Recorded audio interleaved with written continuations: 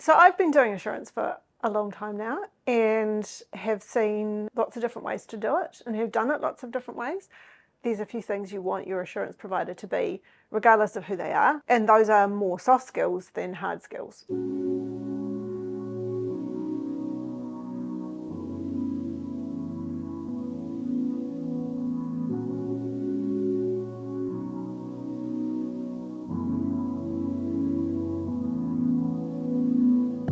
So the first thing I think is important is they know their stuff. They don't need to know their stuff in the sense of the domain of the project that you're working in. So if you've got an IT platform replacement project, you don't need your assurance provider to be an expert in replacing IT platforms, but you do need them to have some good understanding about what an IT project should look like. But you also want them to have done a lot of assurance. You want them to have a really good understanding of what's useful in the assurance space, how to present findings, how to talk to people, how to elicit information from your teams. So you want them to have some experience. Second thing, you want your assurance provider to be empathetic. I know it's really kind of trendy to say be kind, which I think is not really that useful, but you want your assurance provider to understand your team and where they're coming from. You want them to have a sense of walking in it with you. Your assurance provider needs to be independent, so they can't be from the project team. They could be from your EPMO, but really you want your provider to go into it with a sense of, actually, I'm here for you to help make you more successful, and I'm going to walk this road with you, even though it might be hard.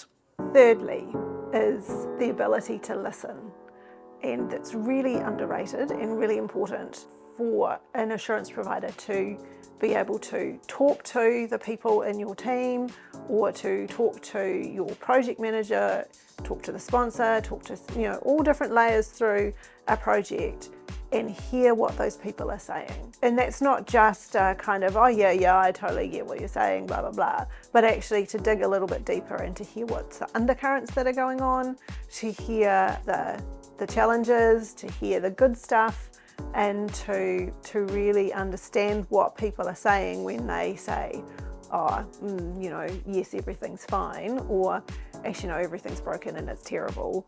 Both of those statements have underlying undercurrents that are important to understand. Fourthly, I think it's really important for your assurance advisor to be curious.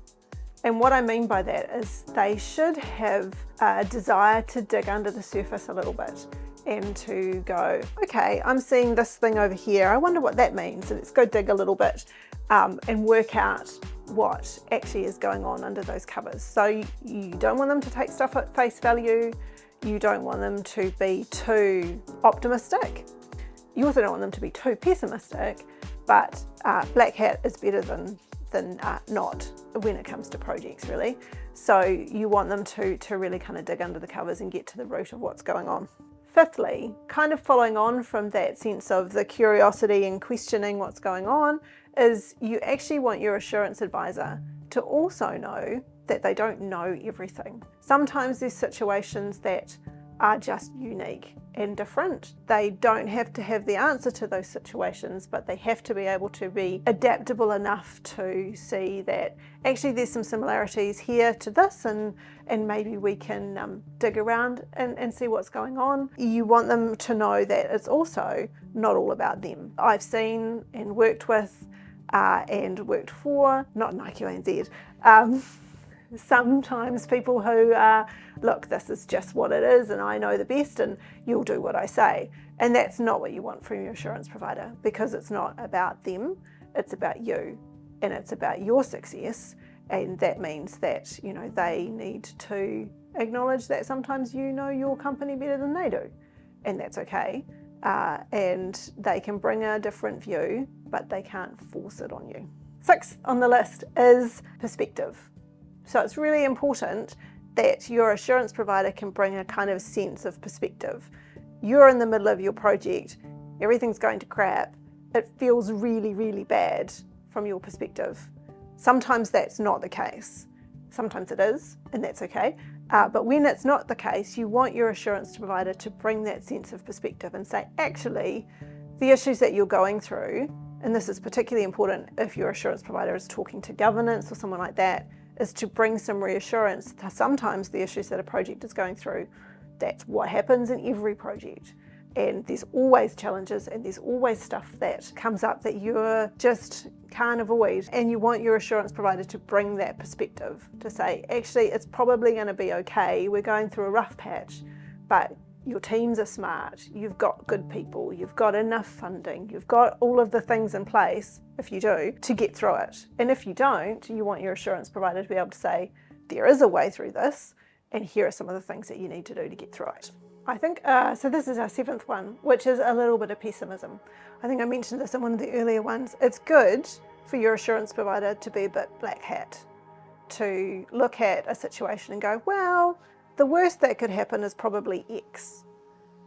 You want them to have a risk mindset. You want them to think about what might go wrong if you continue down the path that you're going down, because part of your assurance provider's role should be to go, you might be heading into dangerous territory here, have a think about not doing that. Or, you might have no choice but to go a way that is challenging, and you want your assurance provider to think about, from a risk perspective, these are some of the things we need to keep our eye on. So a little bit of black hat goes quite a long way. So our last attribute, which is our 8th one, is about the ability to communicate. And by that I mean you want your assurance provider to be able to tell you sometimes hard messages in a way that doesn't make you want to give up completely. You need your assurance provider to wrap up all of those things, their empathy and their perspective and all of that, into a package that then enables them to tell you and your stakeholders and your governance board and maybe your organisation's board, depending on who their assurance provider is going to report to be able to communicate those messages in a way that is constructive and that helps you move forward, even when those messages are sometimes actually we think the project might need to stop, or we think you might need to reconsider what you're doing or reset, or I've delivered all of those kinds of messages to organisations and they're tough. It's really hard to have that conversation when you've got someone who has vested interest in getting a thing across the line, and so you need to be able to share that. And so you want your assurance provider to be able to communicate in a way that is useful to you being successful and not getting people offside, so that it makes it more difficult for you to do your job. So that's it. So if you can find an assurance provider that does all of those things, and all of those kind of soft skills that are really important, you should have a good provider who can help work your way through to project success.